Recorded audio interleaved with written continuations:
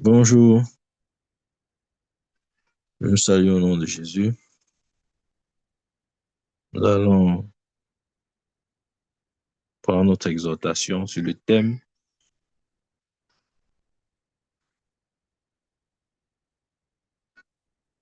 Quiconque est né de Dieu ne pêche pas. Amen. Je reprends. Quiconque est né de Dieu ne pêche pas. Moi, je crois que c'est un verset qui doit être suffisamment proclamé.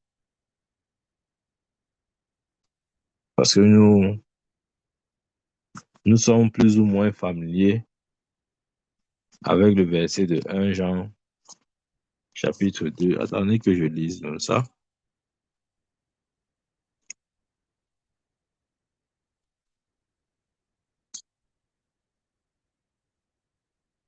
Bien, mais ouvre ta Bible avec moi. 1 Jean, chapitre 2.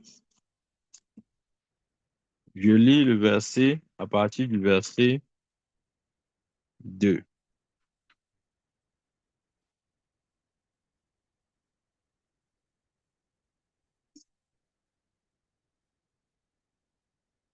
1 Jean, chapitre 2.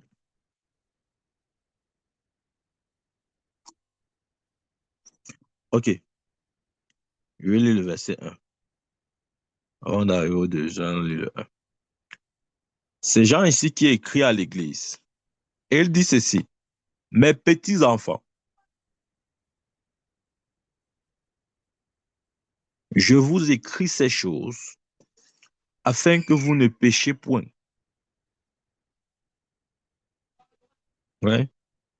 Mes petits enfants, je vous écris ces choses afin que vous ne péchiez point. Et si quelqu'un a péché, nous avons un avocat auprès du Père, Jésus-Christ le juste. Ouais, il faudrait lire les Écritures en gardant l'esprit de la parole. Nous aimons seulement dire, la Bible dit que si quelqu'un a péché, on a un avocat auprès de Dieu, Jésus-Christ. Mais lorsqu'on lit ce verset ou bien cette phrase dans le contexte de cette lettre, l'apôtre Jean n'est pas en train de dire ici que péché est une obligation. Regardez, il a dit, et si quelqu'un a péché, il n'a pas dit, et quand quelqu'un pêche, ou bien, et quand quelqu'un a péché, non. Il a dit, et si. Il dit, et si, pourquoi? Il dit, et si, parce que justement, il s'adresse aux petits-enfants. Mais ouais, il donne en même temps la bonne mentalité, ou disons, le bon mindset, ou la pensée même de Dieu, qui est justement que ces petits-enfants, il dit, mes petits-enfants, je vous écris ces choses afin que vous ne péchiez point. Donc Dieu voudrait que nous ne péchions point. Les gens disent, non, non, non, c'est pas possible. Aussi longtemps que nous sommes dans cette enveloppe de chair, nous allons toujours pécher. C'est quel verset qui dit ça? Il dit, mes petits-enfants, je vous écris ces choses afin que vous ne péchiez point. Donc Dieu voudrait que son peuple ne pêche point. Est-ce que c'est possible? Oui. Dans cette enveloppe de chair, bien sûr. Autrement dit, le salut n'est que du vent. Si ce n'est pas possible, ça veut dire que le salut n'est pas réel. Ça veut dire que le salut en Jésus-Christ a un problème. Oui, nous devons d'abord accepter la volonté parfaite de Dieu. Nous devons déjà accepter le point suivant lequel, selon lequel nous sommes appelés à ne pas du tout pécher. Bien-aimé, commence à méditer un peu sur cette vérité. Des fois, reste comme ça et dis-toi, je ne suis pas censé pécher. Parce qu'on dit souvent que non, non, non, on va seulement pécher. C'est jusqu'à l'église soit enlevée. On va toujours pécher. Non. Il dit, mes petits enfants, je vous écris ces choses afin que vous ne péchiez point. Donc, lorsqu'il parle de la parole de vie, ces choses, c'est quoi? Il a parlé en amont de la parole de vie qui est Jésus-Christ. il a parlé de Dieu en tant que lumière, il a parlé justement en exhortant les chrétiens de marcher dans la lumière, il a parlé en rappelant justement que les péchés sont pardonnés, etc. Donc nous sommes totalement libres du péché. Bien aimé, nous sommes libres du péché. Je vais vous dire pourquoi nous péchons souvent. Il y a deux choses, deux raisons, pas trois, il y a deux raisons qui nous poussent à pécher. C'est la peur et l'égoïsme. Je reprends. Observe dans ta propre vie. Chaque fois que tu as eu à pécher, ce qui a motivé ton péché, ce n'est pas le péché, parce que le péché a été cloué à la croix. Le péché en lui-même n'a plus de force. Ce qui a motivé ou ce qui t'a amené à pécher, ce n'est pas que le péché avait un pouvoir sur toi. Non, il a dit que le péché n'aura plus de pouvoir sur vous. Mais ce qui peut amener cependant un chrétien à pécher, ce n'est pas la puissance du péché, parce que cette puissance a été brisée. C'est soit de la peur ou bien l'égoïsme. Tout péché d'un chrétien authentiquement né de nouveau est motivé par ces deux choses. Maintenant, regarde dans ta propre vie. Tu vas voir que chaque fois que tu as péché, c'était soit sous une impulsion, bien une émotion de peur, ou bien c'était dans un élan d'égoïsme. Voilà les deux choses qui peuvent amener un chrétien à pécher. C'est pourquoi lorsque nous péchons, ouais, c'est que Dieu ne, comment je vais dire cette partie? Dieu ne se concentre pas sur le péché commis. Il a plutôt envie de traiter avec ce qui nous a poussé à pécher. Qu'est-ce que c'est cette chose-là? C'est soit de la peur ou l'égoïsme. Voilà les deux choses qui poussent les chrétiens à pécher, c'est tout. Maintenant, si tu doutes, regarde dans ta propre vie, tu vas voir. L'une de ces deux choses t'ont poussé chaque fois à pécher. Donc, c'est important pour chacun de traiter avec ces deux causes-là. Amen. La peur et l'égoïsme. Mais si c'est pour le péché n'a pas de pouvoir sur nous. Amen. C'est voilà ce écrit dit, mes petits enfants, je vous écris ces choses afin que vous ne péchiez point. Est-ce que tu peux accepter à partir d'aujourd'hui que Dieu ne voudrait pas que tu pêches? Les gens veulent seulement faire recours à la provision ou à l'attribut de Jésus en tant qu'avocat. Oh oui, si je pêche, ok, mon avocat va intercéder. Bien aimé, ça, la mission principale de Jésus à la droite de Dieu, ce n'est pas une mission d'avocat. Ce n'est pas prioritairement pour ça qu'il s'est assis sur le trône de Dieu. Ce n'est pas pour être notre avocat. Non, ce n'est pas la raison là-bas. C'est juste, comment il veut dire, ce ministère d'avocat, c'est juste un ministère, comment je vais dire ça, secondaire, disons ça comme ça là. Ce n'est pas un ministère principal. Il ne s'est pas assis pour être notre avocat. Non, absolument pas. Comment je le sais? C'est d'ailleurs sa phrase ici, il dit, et si quelqu'un a péché, si, au cas où, si jamais il arrive, amen. Vous voyez comment Dieu regarde le problème du péché. Il ne regarde pas le péché comme une obligation, mais une éventualité, quelque chose qui pourrait arriver dans certains cas et pour certaines personnes en particulier. C'est-à-dire que, euh, par exemple, les petits-enfants, ceux qui sont encore en train de faire leur premier pas dans la foi ou ceux qui sont encore en train de grandir, ce n'est pas une obligation. Nous regardons souvent, disant que non, c'est une obligation. On va pécher. On peut ne pas pécher jusqu'à ce que nous quittons ce corps de péché. Non, absolument pas. Et si quelqu'un a péché, nous avons un avocat auprès du Père Jésus-Christ le juste. Et si, bien aimé, ce n'est pas une obligation. Amen. Le péché n'est plus une obligation pour celui qui est né de Dieu. Parce qu'il a dit quiconque est né de Dieu ne pêche pas. Amen. Bien aimé, est-ce que tu connais aussi ce verset? Ce verset qui dit quiconque est né de Dieu ne pêche pas. Attends, ouvre ta Bible dans 1 Jean chapitre 5. verset 12. Il dit là-bas, 1 Jean 5, 18 plutôt, je voulais dire 18. Il dit, si,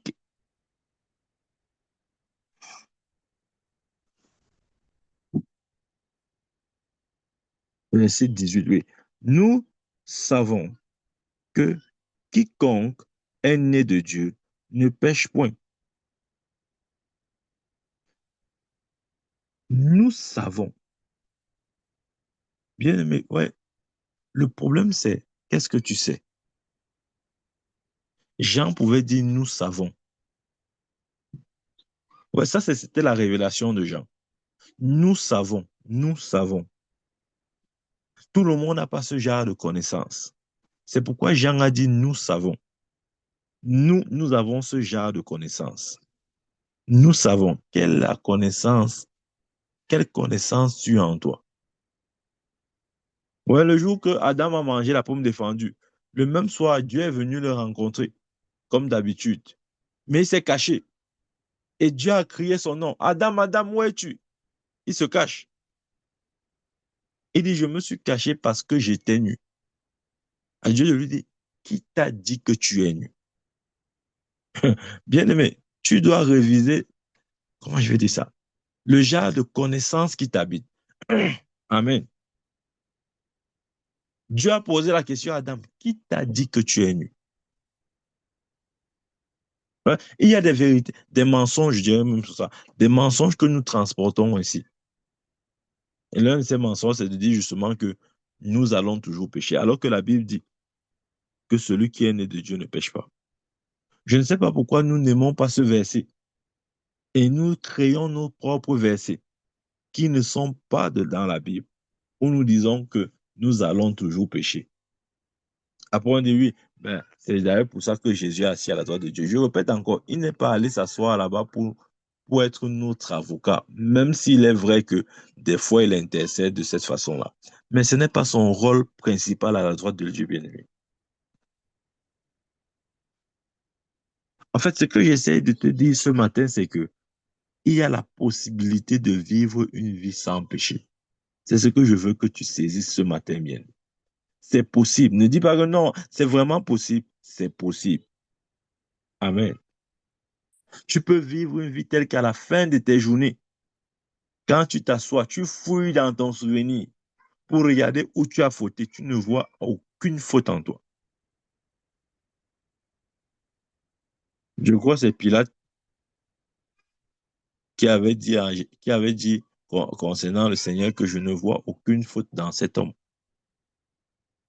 Pourquoi voulez-vous le crucifier? Il n'a rien fait de mal. Bien-aimé, tu peux atteindre un niveau où quand le soir arrive comme ça, là, quand tu pars te coucher, tu fouilles dans toi, tu fouilles, enfin, tu parcours toute ta journée et ton esprit ne te reproche même pas d'un soupçon de péché. Parce que celui qui est né de Dieu ne pêche pas. C'est écrit dans la Bible. Amen. Parfois, nous, les prédicateurs, nous donnons un faux évangile. Nous disons, genre, que non, aussi longtemps que nous sommes dans cette enveloppe de chair, nous allons toujours pécher. Et c'est comme ça que maintenant les chrétiens se laissent aller au péché. Ils disent non, non, non, c'est le pasteur qui a dit. Le pasteur a dit que je vais toujours pécher, autant mieux pécher. Parce que si je ne pêche pas, je vais toujours pécher. Ouais, finalement, on se bat même plutôt pour pécher. Amen.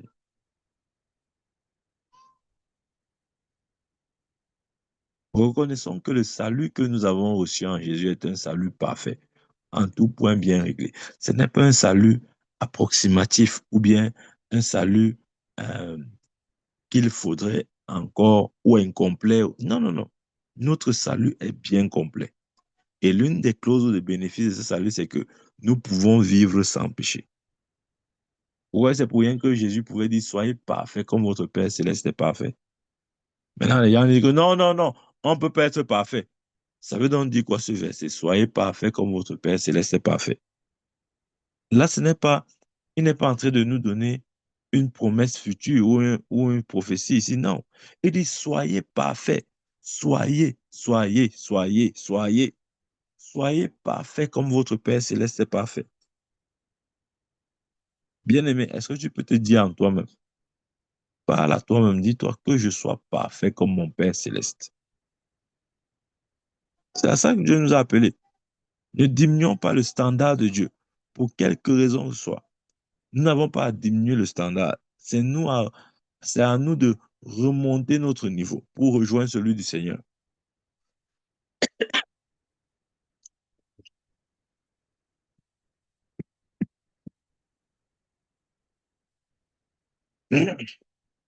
Il a dit, celui qui est né de Dieu ne pêche pas. Maintenant, la Bible n'a pas dit celui qui est né de Dieu ne continue pas de pécher. Non, il a dit ne pêche pas. Donc, ça veut dire le fait que nous soyons engendrés de Dieu, et ce qui est la vérité d'ailleurs, ça nous coupe littéralement du péché, de sorte qu'il soit possible pour nous de ne plus pécher. Amen. Il dit, celui qui est né de Dieu ne pêche pas. Bien aimé, c'est possible. C'est possible. Je ne sais pas ce que tu as entendu jusqu'ici sur ce sujet. Peut-être tu as entendu que c'est impossible. Je te dis de la part de Dieu que c'est possible. C'est possible parce que la Bible en parle. C'est possible. Et l'une des raisons est celle-ci. Dans 1 Pierre 2, verset 9, il dit,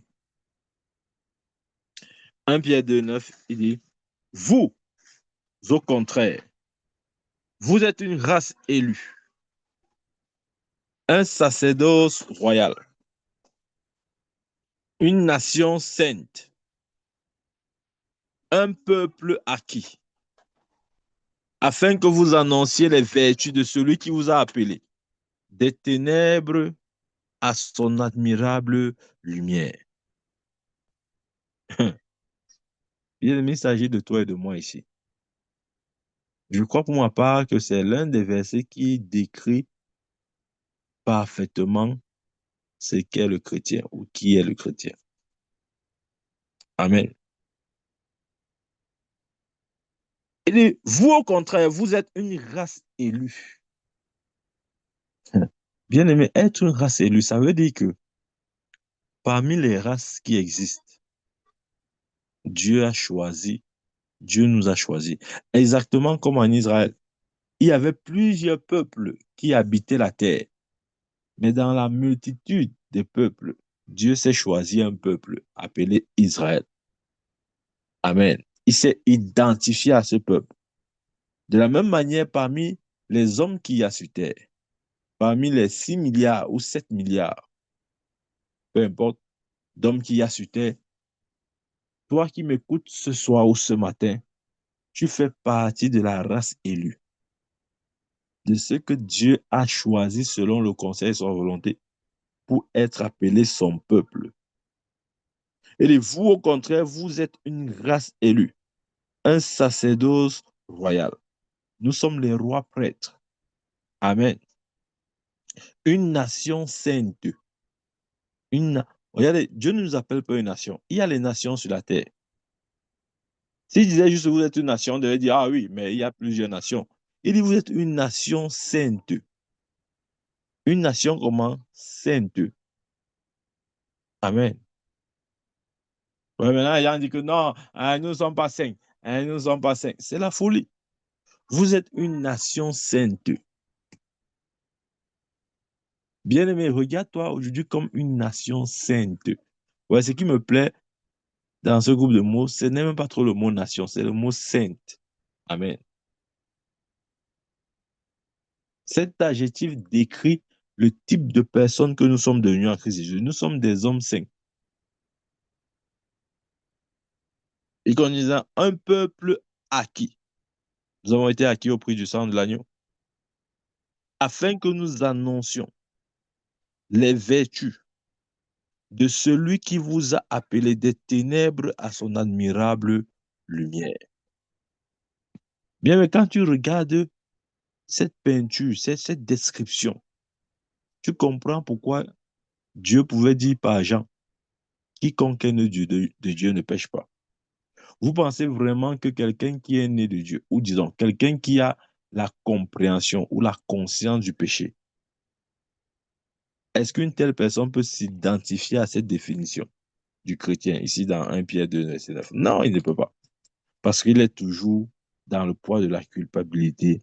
Il est toujours en train de, comment je vais dire ça, de chercher à commettre le dernier péché ou de chercher dans son esprit les péchés même qui n'existent souvent pas, etc. Nous devons nous défaire de cette façon de voir.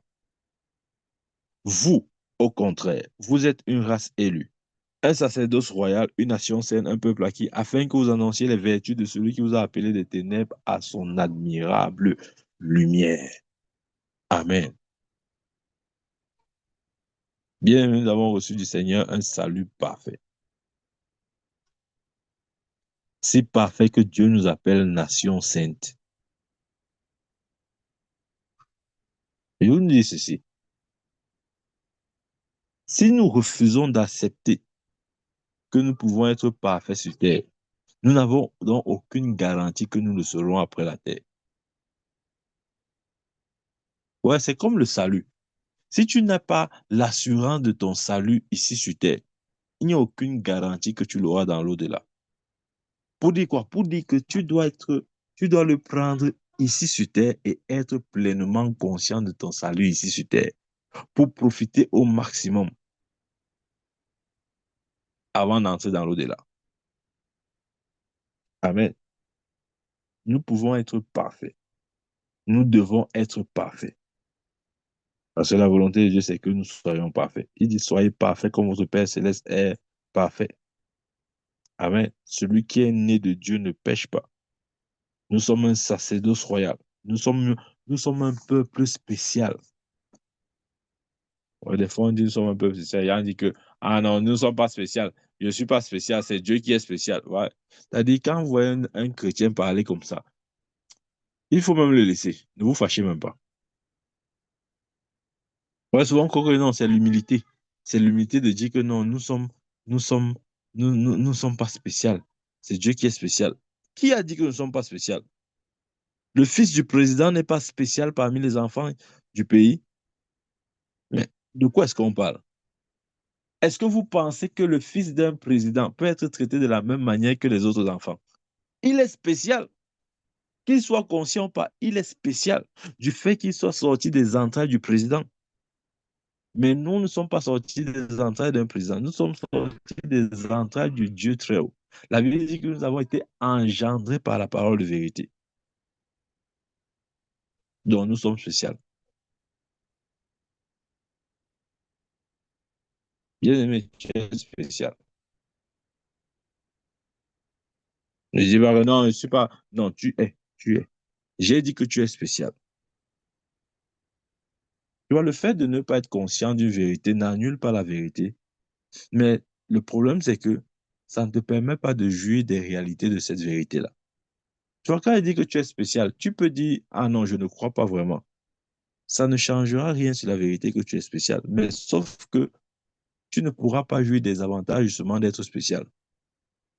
Donc, tu ferais mieux comme moi de vite reconnaître que tu es spécial. Quand tu manges, dis je suis spécial.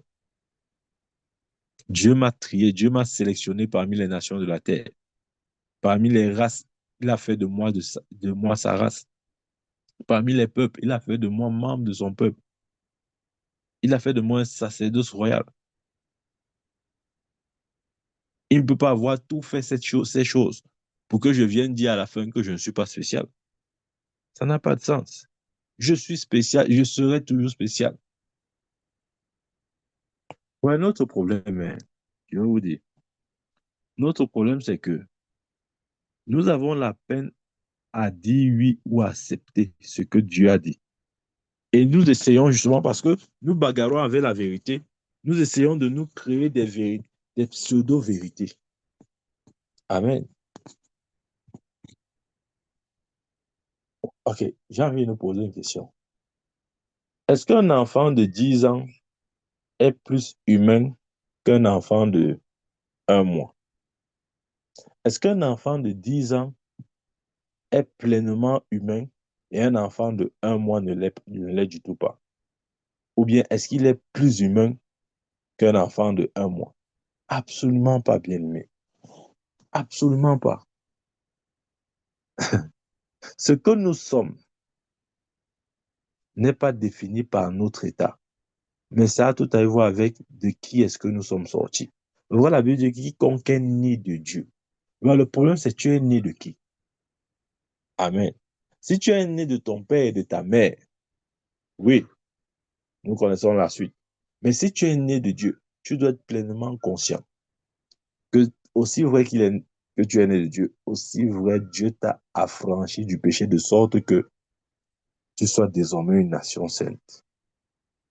Et c'est ce que tu es, bien-aimé.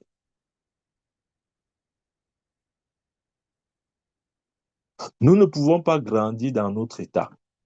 Je l'ai déjà dit, on ne grandit pas dans notre état. Nous sommes la justice de Dieu. C'est un état. C'est-à-dire, c'est un fait. Ce n'est pas quelque chose qui s'améliore ou qui augmente avec le temps. Non. Tu es devenu la justice de Dieu depuis le jour où tu es né de nouveau. C'est un fait. Ça a pris effet au moment où tu es né de nouveau. Et depuis ce jour jusqu'à maintenant, Dieu ne t'a pas attribué une justice supérieure de ce qu'il t'avait donné lorsque tu naissais de nouveau. Non, c'est la même justice, c'est la même quantité de justice. Rien n'a du tout changé. Mais ce que nous pouvons faire, c'est grandir dans la foi. Nous pouvons grandir dans la foi, dans la connaissance du Seigneur Jésus-Christ. Mais dans notre état, dans notre nature, ce que nous sommes bien-aimés, nous ne pouvons pas changer cette nature-là. Nous sommes quoi? Nous sommes une race élue. Il n'y a rien que tu puisses faire pour changer cette vérité-là. Tu es une race élue. Tu fais partie de la race élue de Dieu. Nous sommes un sacerdoce royal. Il n'y a rien que tu puisses faire pour changer cette vérité. Tu es membre du sacerdoce royal. Nous sommes une nation sainte. Il n'y a rien que tu puisses faire pour changer cette vérité. Tu fais partie de cette nation sainte. Nous sommes un peuple acquis. Tu ne peux pas changer cette vérité. Si tu es né de nouveau, tu as donc été acquis au prix du sang de l'agneau. Cette vérité restera vraie pour l'éternité, du moins pour le temps où le salut est disponible pour l'homme. C'est la vérité, bien-aimée. Nous devons accepter, embrasser la vérité. Arrêtons de bagarrer, arrêtons de discuter, arrêtons de, de raisonner, de réfléchir. Et j'ai même envie de dire de refuser, de rejeter. Amen. Mais marchons dans la lumière de ce que nous sommes devenus. Nous sommes devenus quoi? Nous sommes devenus la race élue. Nous sommes devenus le sacerdoce royal. Nous sommes devenus la nation sainte. Nous sommes devenus le peuple acquis. Amen. Ça, c'est notre réalité. Je dis, c'est notre réalité. Quiconque est né de Dieu ne pêche pas. Dieu m'a envoyé te dire ce matin que c'est possible de vivre une vie sans péché. De sorte que chaque jour, quand tu fais un bilan de ta journée, ta conscience ne te reproche de rien parce que tu as marché dans la perfection. Amen. Quiconque est né de Dieu ne pêche pas. Bien-aimé, est cette mentalité-là du chrétien qui ne pêche pas n'est pas la mentalité du chrétien qui pêche et qui attend l'intercession de Jésus à la droite de Père. Que oh, Jésus, vraiment, heureusement que tu es assis là-bas, pardon. Comment c'est l'intercession? Non, non, non, non, non, non, ça, c'est pas l'évangile bien-aimé. Ça, c'est l'évangile des bébés. Et il dit à Hébreu, vous qui devez être des maîtres, vous êtes encore au lait. Vous avez encore besoin qu'on vous enseigne les rudiments, les béabas de la foi. Amen. Parce que, justement, ils ont refusé euh, comment je veux dire ça, d'entrer en contact avec la parole de justice. Et cette parole de justice dit aussi, entre autres, que tout ce qui est né ou que celui qui est né de Dieu ne pêche pas. Amen. Ça, c'est le message de la parole de justice. C'est un aspect du message de la parole de justice. C'est que quiconque est né de Dieu ne pêche point. C'est une mentalité, c'est un mindset, c'est une vérité qui doit être imposée en nous, dans notre esprit, dans notre corps et dans nos âmes. Parce que tu vois, si tu ne, si tu ne vois pas la possibilité pour toi de ne pas pécher, justement, tu vas continuer de pécher. Tu ne t'arrêteras pas jusqu'à ce que ton esprit saisisse cet évangile qui dit celui qui est né de Dieu ne pêche pas. C'est possible. Maintenant, je ne dis pas que ça se fera du jour au lendemain. Mais je suis en train de te dire que c'est possible. Amen. Je ne sais pas, peut-être maintenant tu fais 20 péchés par jour. Commence à méditer sur cette vérité selon laquelle tu es né de Dieu. Et parce que tu es né de Dieu, le pouvoir du péché a été littéralement brisé. Dieu t'appelle à une liberté, la liberté du péché. Nous sommes libres du péché, bien-aimé. Celui qui est né de Dieu ne pêche pas. Aie cette mentalité. Vis avec cette mentalité. Et rejette toutes sortes de doctrines qui te font croire que tu dois toujours pécher. Nous ne devons pas pécher. Il a dit, je vous écris ces choses, petits enfants, afin que vous ne péchiez point. Amen. Bien-aimé, je venais te dire ce matin, Dieu t'appelle nation sainte. Dieu ne t'appelle pas pécheur. Dieu ne t'appelle pas pécheur. Ne te donne pas un nom qui n'est pas le tien. Ne t'attribue pas le nom de pécheur lorsque Dieu t'appelle justice. Bien-aimé, c'est possible. Et je prie et je déclare que ça sera ton cas. Si ce n'est pas encore ton cas, ça sera ton cas. Que tu puisses marcher dans cette grâce qui est réservée aux enfants de Dieu. La grâce de marcher dans une vie sans péché. Que Dieu nous bénisse au nom de Jésus-Christ. Amen.